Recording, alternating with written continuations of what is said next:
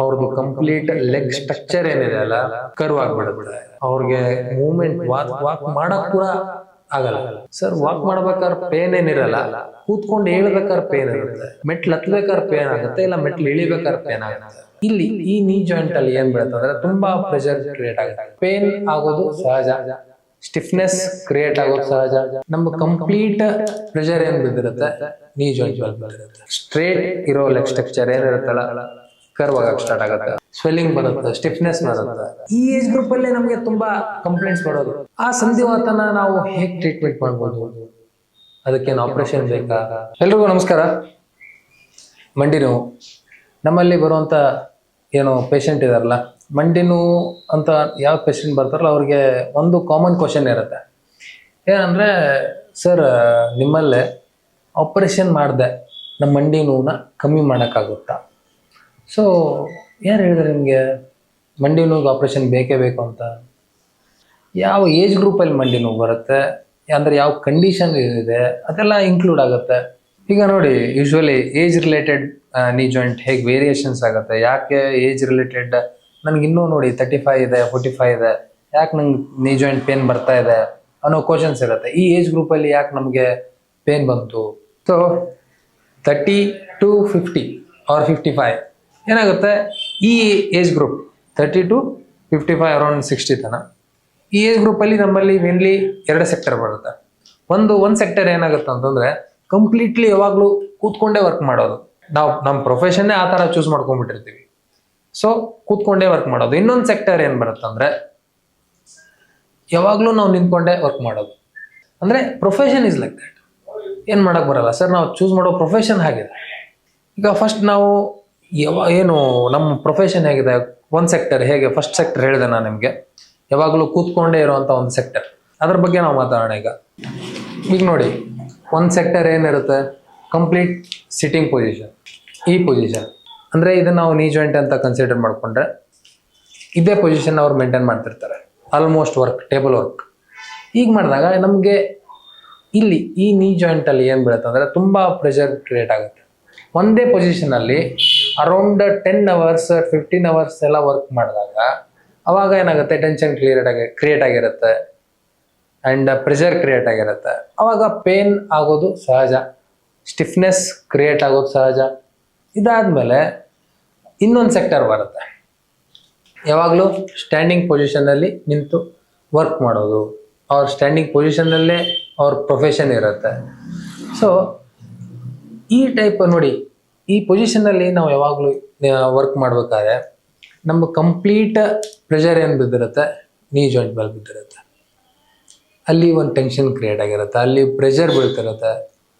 So whole body pressure ಬಿದ್ದಾಗ around hours together ನಾವು ಇದೇ ಒಂದೇ ಪೊಸಿಷನಲ್ಲಿ ನಿಂತಾಗ ಏನಾಗುತ್ತೆ ಅಂತಂದಾಗ ಅಲ್ಲಿ ಪೇನ್ ಬರೋದು ಕಾಮನ್, ಕ್ವೈಟ್ ಕಾಮನ್. ಸ್ವೆಲ್ಲಿಂಗ್ ಬರುತ್ತೆ, ಸ್ಟಿಫ್ನೆಸ್ ಬರುತ್ತೆ. ಸೊ ನಮ್ಮ ಪ್ರೊಫೆಷನ್ ಮೇಲೆ ಕೂಡ ಪೇನ್ ಬರೋದು ನಮಗೆ ಡಿಪೆಂಡೆನ್ಸಿ ಇರುತ್ತೆ. ಇದು ಒಂದು ಸೆಕ್ಟರ್. 30 to 40 or 50 55 ತನಕ ಒಂದು ಸೆಕ್ಟರಲ್ಲಿ ನಾವು ಮತ್ತೆ ಕ್ಲಾಸಿಫೈ ಮಾಡಿಕೊಂಡು 2 ಸೆಕ್ಟರ್ ಮಾಡ್ಕೊಂಡು ಡಿವೈಡ್ ಮಾಡಿ ಮಾತಾಡಿದ್ದೀವಿ. ಆ್ಯಂಡ್ ಇನ್ನೊಂದು ಸೆಕ್ಟರ್ ಬರುತ್ತೆ ಅಬೋವ್ 55 ಇಂದ ನಮಗೆ 75 85 90 ತನಕ ಇದೇನು ಬರುತ್ತಲ್ಲ, ಇದು ಒಂದು ದೊಡ್ಡ ಸೆಕ್ಟರ್ ಇರುತ್ತೆ. ಈ ಏಜ್ ಗ್ರೂಪಲ್ಲಿ ಯಾರು ಒಂದೇ ಪೊಸಿಷನಲ್ಲಿ ನಿಂತ್ಕೊಂಡು ವರ್ಕ್ ಮಾಡಲ್ಲ, ಫ್ರೀ ಇರ್ತಾರೆ, ಆಲ್ಮೋಸ್ಟ್ ರಿಟೈರ್ಡ್ ಲೈಫ್. ಬಟ್ ಈ ಏಜ್ ಗ್ರೂಪಲ್ಲೇ ನಮಗೆ ತುಂಬ ಕಂಪ್ಲೇಂಟ್ಸ್ ಬರೋದು. ಈ ಏಜ್ ಗ್ರೂಪ್ ಅವರೇ ನಮಗೆ ಎವ್ರಿ ಡೇ ಸಫರ್ ಆಗೋದು. ಬಟ್ ಅವರು ಯಾವುದೇ ಒಂದೇ ಪೊಸಿಷನಲ್ಲಿ ಕೂತ್ಕೊಳ್ಳಲ್ವೇ, ಯಾವುದೋ ಒಂದೇ ಪೊಸಿಷನಲ್ಲಿ ನಿಂತ್ಕೊಳ್ಳಲ್ವೇ? ಯಾಕೆ ಅವರಲ್ಲಿ ಯಾಕೆ ಪೇನ್ ಬರುತ್ತೆ? ಅವ್ರು ಆರಾಮಾಗಿ ವಾಕ್ ಮಾಡ್ತಿರ್ತಾರೆ, ರೆಸ್ಟ್ ಮಾಡ್ತಿರ್ತಾರೆ, ಅಂದರೂ ಯಾಕೆ ಪೇನ್ ಬರುತ್ತೆ? ಈಗ ನೋಡಿ, ಅವ್ರ ಪ್ರೊಫೆಷನ್ ಲೈಫಲ್ಲಿ ಕಂಪ್ಲೀಟ್ ಫೋಕಸ್ ಅವ್ರ ವರ್ಕ್ ಮೇಲೆ, ಅವ್ರ ಪ್ರೊಫೆಷನ್ ಮೇಲೆ. ಅವರು ಇದೆ ನಾವೇನು ಪ್ರೀವಿಯಸ್ 2 ಸೆಕ್ಟರ್ ಹೇಳಿದ್ವಲ್ಲ, ಒಂದು ಸಿಟ್ಟಿಂಗ್ ಪೋಸ್ಚರಲ್ಲಿ ವರ್ಕ್ ಮಾಡಿ ಬಂದಿರೋರು ಇರ್ತಾರೆ, ಇಲ್ಲ ಒಂದು ಸ್ಟ್ಯಾಂಡಿಂಗ್ ಪೋಸ್ಚರಲ್ಲಿ ವರ್ಕ್ ಮಾಡಿ ಬಂದವರು ಇರ್ತಾರೆ. ಸೊ ಇವರೇ ಅಲ್ವಾ ನಮಗೆ ನೆಕ್ಸ್ಟ್ ಸೆಕ್ಟರಲ್ಲಿ ಸಿಗೋದು, ಇವರೇ ಅಲ್ವಾ ನಮಗೆ next 50 to 70 or 55 to 70 or 95 ಸೆಕ್ಟರಲ್ಲಿ ಸಿಗೋದು. ಇಲ್ಲಿ ನಾವು ಏನು ಮಾಡಿಬಿಡ್ತೀವಿ, ನೆಗ್ಲೆಕ್ಟ್ ಮಾಡಿಬಿಡ್ತೀವಿ. ವಯಸ್ಸಿದೆ 30, 35, 40, 45, 50, ಓಕೆ ನಥಿಂಗ್, ಏನು ನಮಗೇನೂ ಆಗಲ್ಲ ಅನ್ನೋ ಒಂದು ಮೈಂಡ್ಸೆಟ್ ಇರುತ್ತೆ. ದೆನ್ ಎಂಟ್ರಾಗ್ತಾರವ್ರು 55ಗೆ 65ಗೆ 60ಗೆ ಎಂಟ್ರಾದಾಗ ಓಕೆ ಅವಾಗ ಏನಿರುತ್ತೆ, ಅವ್ರ ಕಂಪ್ಲೀಟ್ ಫೋಕಸ್ ಅವ್ರ ಹೆಲ್ತ್. ನಾವು ಹೆಲ್ತ್ ಚೆನ್ನಾಗಿ ಇಟ್ಕೋಬೇಕು. ಇಷ್ಟು ದಿನ ತುಂಬ ಕಷ್ಟಪಟ್ಟು ನಾವು ಒಂದು ಲೆಕ್ಕಕ್ಕೆ ಬಂದಿದ್ದೀವಿ, ನಮ್ಮ ಫ್ಯಾಮಿಲಿ ಎಲ್ಲ ಸೆಟಲ್ಡ್ ಆಗಿದೆ, ಇನ್ಮೇಲೆ ನಾವು ಕರೆಕ್ಟಾಗಿ ಹೆಲ್ತ್ ನೋಡ್ಕೊಳ್ಳೋಣ ಅಂತಂದು ಕಂಪ್ಲೀಟ್ ಫೋಕಸ್ ಅವರ ಹೆಲ್ತ್ ಮೇಲೆ ಇರುತ್ತೆ. ಇಷ್ಟು ದಿನ ಅವ್ರೇನು ನೆಗ್ಲೆಕ್ಟ್ ಮಾಡಿರ್ತಾರೋ ಅದು ಈಗ ತುಂಬ ಪ್ರಾಮಿನೆಂಟ್ ರೋಲ್ ಪ್ಲೇ ಮಾಡೋಕ್ಕೆ ಸ್ಟಾರ್ಟ್ ಆಗುತ್ತೆ. ಈಗ at the age of 55, at the age of 60 ಏನಾಗುತ್ತೆ, ವಾಕ್ ಮಾಡೋಕ್ಕೆ ಸ್ಟಾರ್ಟ್ ಮಾಡ್ತಾರೆ. ಓಕೆ, ತುಂಬ ಫಿಸಿಕಲ್ ಆ್ಯಕ್ಟಿವಿಟೀಸ್ ಮಾಡೋಕ್ಕೆ ಸ್ಟಾರ್ಟ್ ಮಾಡ್ತಾರೆ. ಏನಾಗುತ್ತೆ, ಇಲ್ಲೆಲ್ಲ ಅವಾಯ್ಡ್ ಮಾಡ್ಕೊಂಡು ಬಂದಿರ್ತಾರೆ. ಒಂದು ಸ್ವಲ್ಪ ಪೇನ್ ಎಲ್ಲ ಸಸ್ಟೇನ್ ಆಗಿರುತ್ತೆ. ರಿಗ್ರೆಸ್ ಆಗಿ ಇಲ್ಲ ಮೈಲ್ಡ್ ಆಗಿ ಅವರು ವಾಕಿಂಗ್ ಎಲ್ಲ ಮಾಡೋಕ್ಕೆ ಸ್ಟಾರ್ಟ್ ಮಾಡಿದಾಗ ವಾತ ಅಗ್ರಿವೇಟ್ ಆಗಕ್ಕೆ ಬರುತ್ತೆ. ಯಾವ ಏಜ್ ಗ್ರೂಪಲ್ಲಿ ಎಷ್ಟು ಫಿಸಿಕಲ್ ಆ್ಯಕ್ಟಿವಿಟೀಸ್ ಬೇಕೋ ಅಷ್ಟೇ ಫಿಸಿಕಲ್ ಆ್ಯಕ್ಟಿವಿಟೀಸ್ ಬೇಕಾಗುತ್ತೆ. ತುಂಬ ಮಾಡೋಕ್ಕಾಗಲ್ಲ, ಮಾಡಿದರೆ ಅಡ್ವರ್ಸ್ ಎಫೆಕ್ಟ್ ಆಗುತ್ತೆ. ಆ್ಯಂಡ್ ಮನೆ ಕೆಲಸ ಆಗಲಿ, ಈಗ ನೋಡಿ ಹೋಮ್ ಮೇಕರ್ಸ್ ಅಂತಂದರೆ ಒಬ್ಬ ತಾಯಿ ಆಗಲಿ, ಅಕ್ಕ ಆಗಲಿ, ಇಲ್ಲ ಅಜ್ಜಿ ಆಗಿರಲಿ, ಇವರು ಎಂಡ್ಲೆಸ್ ಸರ್ವಿಸ್ ನಿಂತ್ಕೊಂಡೆ ಅಡುಗೆ ಮಾಡ್ತಿರ್ತಾರೆ, ಕೆಲಸ ಮಾಡ್ತಿರ್ತಾರೆ. ಯಾರಿಗೆ ರಿಟೈರ್ಮೆಂಟ್ ಇರ್ಬೋದು, ಅವ್ರಿಗೆ ಮಾತ್ರ ರಿಟೈರ್ಮೆಂಟ್ ಚಾನ್ಸೇ ಇಲ್ಲ. ಅವರಲ್ಲಿ ಕೂಡ ವಾತ ಡಾಮಿನೆನ್ಸಿ ಬಂದುಬಿಟ್ಟಿರುತ್ತೆ. ವಾತ ಪೀರಿಯಡ್ ಜಾಸ್ತಿ ಆಗುತ್ತೆ. ಆ ಏಜ್ ಗ್ರೂಪಲ್ಲಿ ಕೂಡ ವಾತ ತುಂಬ ಜಾಸ್ತಿ ಇರುತ್ತೆ. ಸೊ ಈ 55 to 85 or 90 ಏಜ್ ಗ್ರೂಪಲ್ಲಿ ವಾತ ಡಾಮಿನೆನ್ಸ್ ಇರುತ್ತೆ ಒಂದು. ಆ್ಯಂಡ್ ಅವ್ರು ವರ್ಕ್ ಏನು ಮಾಡ್ತಾರೆ ಅಂದರೆ, ಈಗ ವಾಕ್ ಆಗಲಿ, ಇಲ್ಲ ನಾರ್ಮಲ್ ಕೂತ್ಕೊಂಡಾಗಲಿ, ಆರ್ ಎಲ್ಸ್ ಅಡುಗೆ ಮಾಡೋದಾಗಲಿ, ಇದರಿಂದನೂ ವಾತ ಡಾಮಿನೆನ್ಸಿ ಬರುತ್ತೆ. ಮತ್ತು ಫುಡ್ ಇಂಟೇಕ್, ಆ ಫುಡ್ ಇಂಟೇಕ್ ಮೇಲೂ ಡಿಪೆಂಡೆನ್ಸಿ ಇರುತ್ತೆ. ಸೊ ಈ ರೀತಿ ವಾತ ಬಾಡಿಲಿ ಡಾಮಿನೇಷನ್ ಆಗಿ ನಮಗೆ ಮೇಜರ್ ಏನಾಗುತ್ತೆ, ನೀ ಜಾಯಿಂಟ್ ಅಂದರೆ ನಮಗೆ ಅಲ್ಲಿ ಲೊಕೇಟ್ ಆಗುತ್ತೆ majorly. So it is called as ಸಂಧಿವಾತ. ಆ ಸಂಧಿವಾತನ ನಾವು ಹೇಗೆ ಟ್ರೀಟ್ಮೆಂಟ್ ಮಾಡ್ಬೋದು, ಅದಕ್ಕೇನು ಆಪ್ರೇಷನ್ ಬೇಕಾ ಅಂತ ಕ್ವಶನ್ಸ್ ಬರ್ತಾ ಇರುತ್ತಲ್ಲ. ಸೊ ಕಂಡೀಷನ್ ಮೇಲೆ ಹೋಗುತ್ತೆ. ವಿದ್ಧಕರ್ಮ ಅಂತ ಇದೆ, ಅಗ್ನಿಕರ್ಮ ಅಂತ ಇದೆ, ರಕ್ತಮೋಕ್ಷಣ ಅಂತ ಒಂದು ಪ್ರೊಸೀಜರ್ ಇದೆ, ಆ್ಯಂಡ್ ಜಾನುಬಸ್ತಿ ಅಂತ ಇದೆ, ಮತ್ತು ಪತ್ರಪೊಟ್ಟರಲ್ಲಿ ಪಿಂಡಸ್ವೇದ ಅಂತ ಇದೆ. ಸೊ ಇದೆಲ್ಲ ಏನು ಮಾಡ್ತಂದರೆ, ಈ ಪ್ರೊಸೀಜರ್ಸ್ ಎಲ್ಲ ಏನು ಮಾಡ್ತೀವಿ ಅಂದರೆ, ಇದೆಲ್ಲ ಆಯುರ್ವೇದದ್ದು ತುಂಬ ಯೂನಿಕ್ ಪ್ರೊಸೀಜರ್ಸ್. ಈಗ ಉಪನಾಹ ಸ್ವೇದ ಅಂತ ಬರುತ್ತೆ.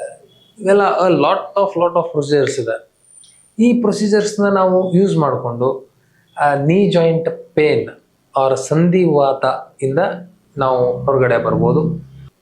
ಅವಾಗೂ ಅವರು ಏನಾದರೂ ಅದರ ಬಗ್ಗೆ ತುಂಬ ಕಾನ್ಸಂಟ್ರೇಟ್ ಮಾಡಿದೆ, ಹಾಗೆ ನೆಗ್ಲೆಕ್ಟ್ ಮಾಡೋದು ಕಂಟಿನ್ಯೂ ಮಾಡಿಕೊಂಡ್ರೆ ಅವ್ರದ್ದು ಕಂಪ್ಲೀಟ್ ಲೆಗ್ ಸ್ಟ್ರಕ್ಚರ್ ಏನಿದೆ ಅಲ್ಲ, ಕರ್ವ್ ಆಗಿಬಿಡುತ್ತೆ. ಅವ್ರಿಗೆ ಮೂಮೆಂಟ್ ವಾಕ್ ಮಾಡೋಕ್ಕೆ ಕೂಡ ಆಗಲ್ಲ.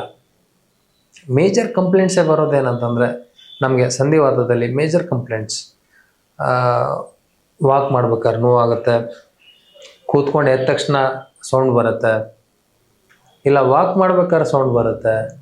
ಸರ್, ವಾಕ್ ಮಾಡ್ಬೇಕಾದ್ರೆ ಪೇನ್ ಏನಿರಲ್ಲ, ಕೂತ್ಕೊಂಡು ಹೇಳ್ಬೇಕಾದ್ರೆ ಪೇನ್ ಇರುತ್ತೆ. ಮತ್ತು ಇನ್ನು ಕೆಲವರು ಕೂತ್ಕೊಂಡು ಹೇಳ್ಬೇಕಾದ್ರೆ ಏನು ಪೇನ್ ಇರಲ್ಲ, ವಾಕ್ ಮಾಡ್ಬೇಕಾದ್ರೆ ಏನು ಪೇನ್ ಇರಲ್ಲ, ಮೆಟ್ಲು ಹತ್ಬೇಕಾದ್ರೆ ಪೇನ್ ಆಗುತ್ತೆ, ಇಲ್ಲ ಮೆಟ್ಲು ಇಳಿಬೇಕಾದ್ರೆ ಪೇನ್ ಆಗುತ್ತೆ. ಸೊ ಇವೆಲ್ಲ ಮೇಜರ್ ಕಂಪ್ಲೇಂಟ್ಸ್. ಒಂದು ಕಡೆ pain and sound. Then swellings ಇರುತ್ತೆ. ಸಂಧಿವಾತದಲ್ಲಿ ನಾವು ಸ್ವೆಲ್ಲಿಂಗ್ ಮೆಜಾರಿಟಿ ನಾವು ನೋಡ್ಬೋದು. ಆ್ಯಂಡ್ ಸ್ಟಿಫ್ನೆಸ್, ಮೂಮೆಂಟ್ ಕರೆಕ್ಟಾಗಿ ಬರಲ್ಲ, ಒಂದು ಲಿಮಿಟೆಡ್ ಮೂಮೆಂಟ್ಸ್ ಇರುತ್ತೆ. So these are the complaints. ಎಲ್ಲಿದ್ದಾನ 75 or 65 ಆಫ್ಟರ್ ಥ್ರೆಶೋಲ್ಡ್ ಫ್ರೀಕ್ವೆನ್ಸಿ. ಅಂದರೆ ಒಂದು ಥ್ರೆಶೋಲ್ಡ್ ಅಂದರೆ ಒಂದು ಲಿಮಿಟೇಷನ್ಸ್ ಇರುತ್ತೆ.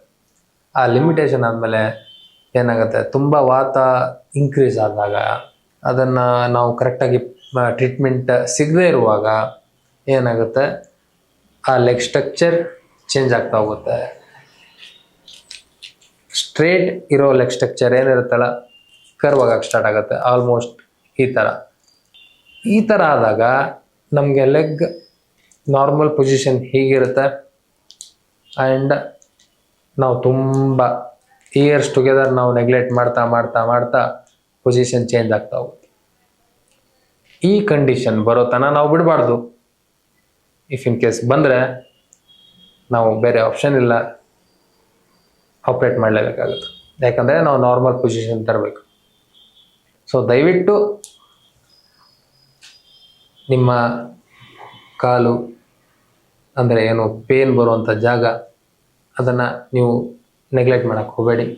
ಯಾವ್ಯಾವ ಏಜ್ ಗ್ರೂಪಲ್ಲಿ ಏನೇನು ಪ್ರಿಕಾಷನ್ಸ್ ತಗೋಬೇಕು, ಅದ್ರ ಬಗ್ಗೆ ಏನೇನು ಟ್ರೀಟ್ಮೆಂಟ್ ಬೇಕಾಗುತ್ತೆ ಅದನ್ನು ನೀವು ಟೈಮ್ ಟು ಟೈಮ್ ಮಾಡಿಸಿ. ಸೊ ನೀವು ಆಪ್ರೇಷನ್ ಅಂತ ಏನು ಹೆದರ್ತಿರ್ತೀರಲ್ಲ, ಏನು ನೀವು ಆಪ್ರೇಷನ್ ಅಂತ ಏನು ತೆರೆಯಲ್ಲಿ ಇದೆಯಲ್ಲ, ಆ ಆಪ್ರೇಷನ್ ಆಗದೆ ಇರೋ ಥರ ನೋಡ್ಕೊಳ್ಳೋದು ನಿಮ್ಮ ಕೈಯಲ್ಲೇ ಇದೆ.